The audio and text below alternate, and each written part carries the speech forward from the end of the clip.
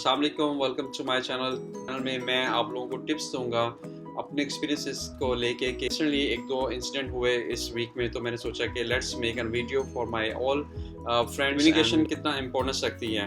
Poor communication की वजह से जो है अनहेल्दी इन्वायरमेंट और कल्चर डेवलप हो जाता है। तो इसको किल करने के लिए कुछ टिप्स हैं मेरे पास, कर सकते हैं या प्रिवेंट कर सकते हैं मिसअंडरस्टैंडिंग को या मिसकम्युनिकेशन को।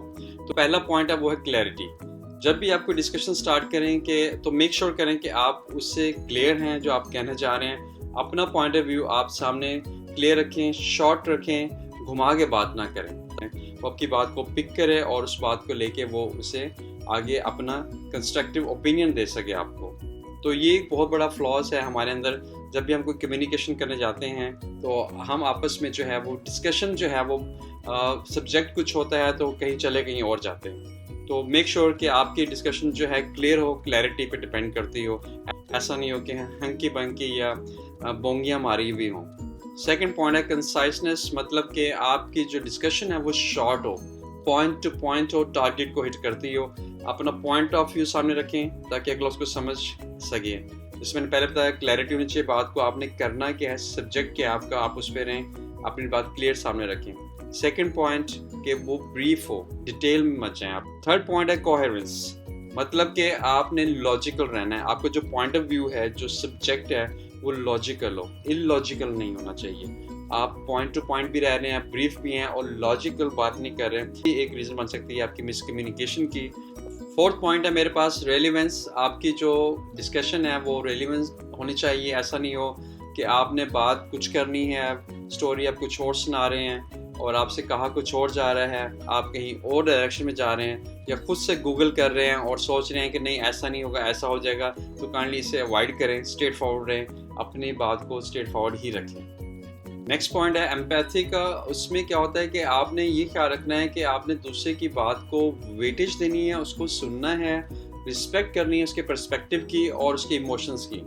ऐसा नहीं हो कि आप उसको कट कर दें डिस्कशन स्टार्ट होते ही और बोल दें कि नहीं ऐसा नहीं हो सकता। ये भी गलत है, उससे भी मिसअंडरस्टैंडिंग क्रिएट हो जाती हैं और जो है बहुत नेगेटिव एटमॉस्फेयर क्रिएट हो जाता है। तो अवॉइड करना है कि आप जो है इसे एम्पैथी को भी कंसिडर रखें कि आपने जो बात कर रहा है उसको सुने प्रॉपरली, ताकि बाद में आप अपना पॉइंट ऑफ व्यू रख सकें। नेक्स्ट पॉइंट जो मैं हाईलाइट करूंगा वो है एक्टिव लिसनिंग।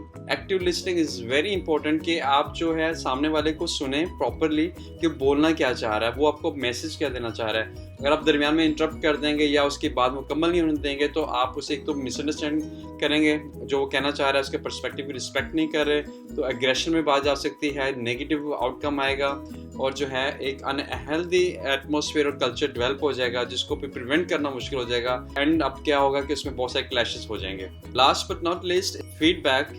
जब आपकी कोई कम्युनिकेशन किसी के साथ हो रही है तो एक कंस्ट्रक्टिव फीडबैक देना बहुत पॉजिटिव अप्रोच होती है।